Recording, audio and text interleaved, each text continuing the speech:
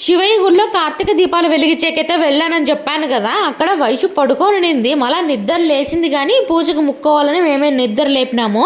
లేచిన మొదలుకొని ఆ పిల్ల ఆ దీపాలు చూసి అమ్మ టపాసులు కాలుస్తా అంటానింది. తింగర్ది అది టపాసులు కాదు వైషు, దీపం అని ఎంత చెప్పినా వినలేదంటే గుడి నిండా దీపాలు ఉన్నాయి. గుడి నిండా కరెంటు పోవడం వల్ల ఇంకా వెలుతురుకు కనిపించేసరికి ఆ పిల్ల టపాసులు అనుకునింది.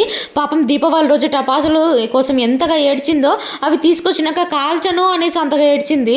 జ్వరం వచ్చేసి ఒళ్ళు ఎట్టెట్టే ఉనింది పాపం బిడ్డకి. కాల్చమంటే కాల్చలేను అనేసి ఏడ్చింది. ఇంకా సరే అని మేము కూడా బలవంతం పెట్టుకోకుండా ఎత్తి పెట్టేసాం అనమాట. ఇంకా అవైతే కాలుస్తా అని ఓని ఏడుస్తా ఉంటే మొన్న మా నాన్నస్వామి అయితే కాల్పిస్తా అన్నాడు. మీరు కాలుస్తా ఉండండి, నేను బిచ్చి రెడీ చేస్తాను, చపాతీలు కాలుస్తా ఉంటే వీళ్ళు ఎక్కడింటారు, నువ్వు రా వచ్చి చూడాల్సిందే మాతో పాటు అని అయితే అక్కడే నిలబెట్టి నాకు అక్కడ మళ్ళీ టైం వేస్ట్ చేసినారు. ఇంకా సరే అని కొద్దిసేపు నేను చూస్తా ఊరుకుంటానా, వీడియో కూడా క్యాప్చర్ చేసినాను. అలా ఇలా అయితే వచ్చిందనమాట. అది కూడా ఫుల్ హ్యాపీగా ఫీల్ అయ్యింది. ఇంకా సామికి అయితే బిచ్చ రెడీ చేసేసి మేము కూడా అయితే భోజనం చేసి కూర్చున్నాము.